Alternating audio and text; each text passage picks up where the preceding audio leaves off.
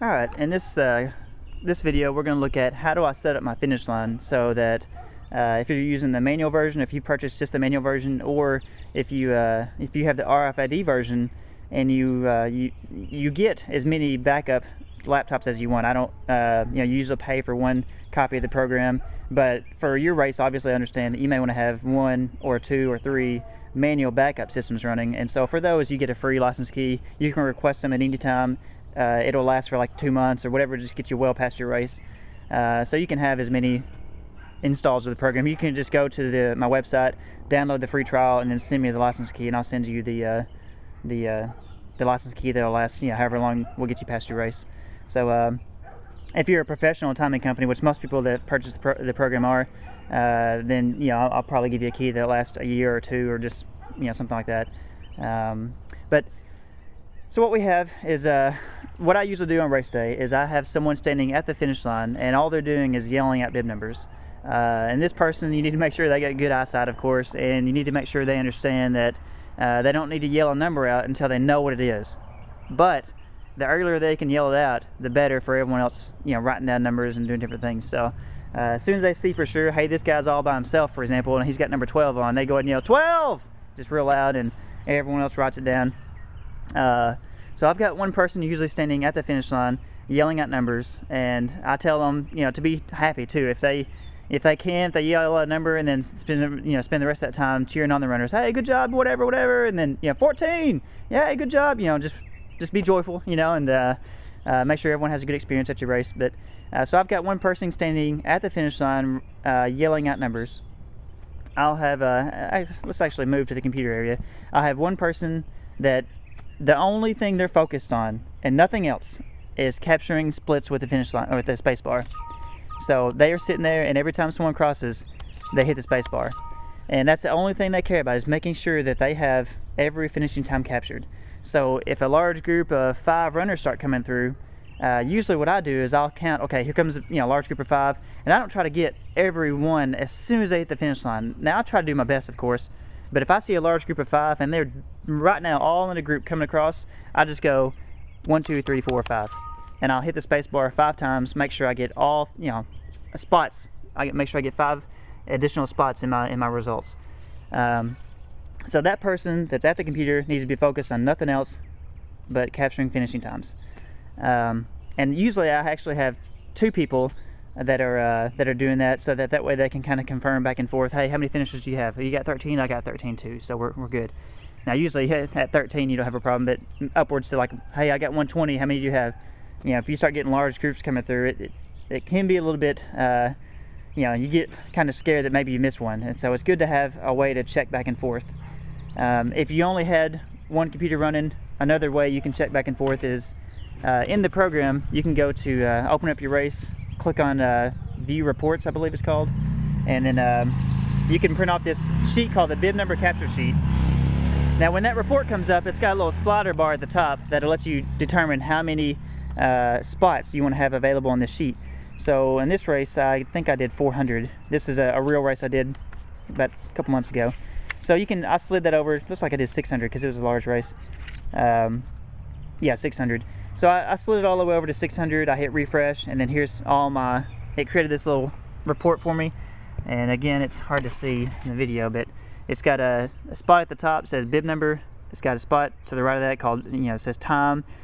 I never use that time box. I just put it there just because I don't know why. But anyways, on the far left, it's hard to see again, but you've got spots 1, 2, 3, 4. It's got place, so you can see all the way down to number 32, and then it goes on over. And this has got 99 spots per page. So if you only had one laptop running, you could ask the person with this sheet, hey, how many finishers do you have? And then he can also confirm with you that you're in sync. The person with the clipboard with this report, I usually have them standing well at the end of the finish line, way past everyone else. So let's say way back here, and I have them at the very end of the finish line chute because people are usually slowly walking when they get to this point. And so this person with this sheet is really only used as a fail-safe if the whole system goes down. Before my race, right after the last person registers, I usually open the race, I click on the view reports button, and I print off our current roster. that should have every athlete in the system in it. And so that'll tell you the name and bib number, and plus a bunch of other information. And if the whole computer system goes down, let's say that, I don't know, lightning strikes the table or something crazy, and everything electronic dies, and all you have left is this report here and your roster that you printed off. Well, you can do the results that way. Now, you won't have finishing times, but at least it's not, you can at least give awards out and the awards be accurate. And people would understand, I'm sure, if something crazy happened and everything electronic shut down, but at least you've got something to fall back on. So I've got someone using this report at the very end of the finish line, and you can actually have, with every job I mentioned, by the way, you can have multiple people doing it. So 2 people yelling out bib numbers, 2 people with this report if you want. And that's, the more volunteers you have, obviously, the more I'd recommend that. But the another thing I do is in the finish line area. So let's imagine I've got with those little flags on a rope. I can't think of their names right now, but anyways, I've got a tapered finish line area. I usually have at least 1, but usually 2 doing this job right here. They take the just standard post notes you can buy. Post-it notes come in blocks of 100. So these are actually post-it notes I used at my last race. You can see here what they do is, as soon as each one of them, by the way, is numbered at the bottom, so we can keep them in order. I don't know where number 1's at, but I put small numbers at the bottom of each one. You can see where I've got these, so where they're already numbered. That's number 6, and then of course if you flip it up, number 7, number 8, and so on. But when someone finishes, someone yells out that number. People with the post-it notes write it down, and then anytime there's any break in the action, even if there's just one number written down, they take the post-it note and they hand it to the person sitting beside the computer. And the person sitting beside the computer can keep them in order, and their main job is to use something like this, or if your laptop has a 10 keypad on it, which I recommend something like this so you're not reaching over the guy or reaching close to the guy that hitting the space bar. But they take something like this and they just do, let me see if I can find one here, 15, enter. So when I hit 15 enter, it automatically goes in the results. So their only job is they're just sitting over here reading the numbers, going 12 enter, 10 enter, 10 enter, 11 enter, 13 enter, 19 enter. So they're just sitting there just typing, and I accidentally put 1,000 enter at one time. But anyways, so as they type in the numbers they get from the people, it fills out the results. So the person with this job focuses only on that. The person with the space bar focuses only on that. Now, I also typically, you don't have to do this, but I typically have another monitor sitting beside my laptop so that the person typing in numbers can watch. But of course they could sit close enough together to where he can lean over every now and then, look at the screen, make sure everything's okay. Or if the person hitting the space bar sees that one of the results is highlighted, he can let the guy know, hey, there's a problem here we need to look at. And I don't recommend fixing anything on the results until you have a break in the action, until you've got more than 20 to 30 seconds, just so that you don't miss a finishing time.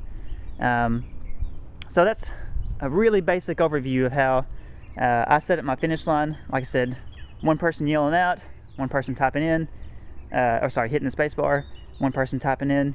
I've got 2 people with post-it notes, and one of them is kind of the master person that sticks their post-it notes on the desk. The other one is there just as a backup, but also if there's any confusion at all, let's say someone's finishing and you don't know if they got a bib number on, well, the second person, that can be their job, is to make sure that the main guy or girl gets all the numbers and clears up any confusion. So 2 people writing down bib numbers with post-it notes, and then again one person at the very end of the finish line that is the final say on what numbers you actually came across. So with that system, I've had a lot of luck. I actually wrote this program 7 years ago and used it for 30 or 40 races that first year, and this is the way I've done races ever since. You may come up with a better method, but this has worked really well for me. And you need to make sure you tell each person that their job is important. The guy capturing finishing times with the space bar, don't miss a one if you can. The guy writing down, typing in numbers with the number pad. It's important to get those numbers in order.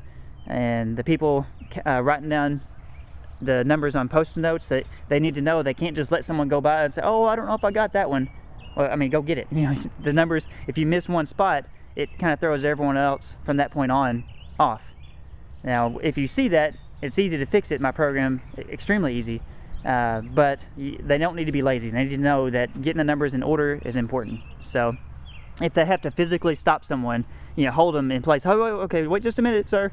That's what they need to do. So, anyways, that's kind of how I set up the manual version of the software. Like I said, I've had a lot of luck with it, and you know, that's what I recommend.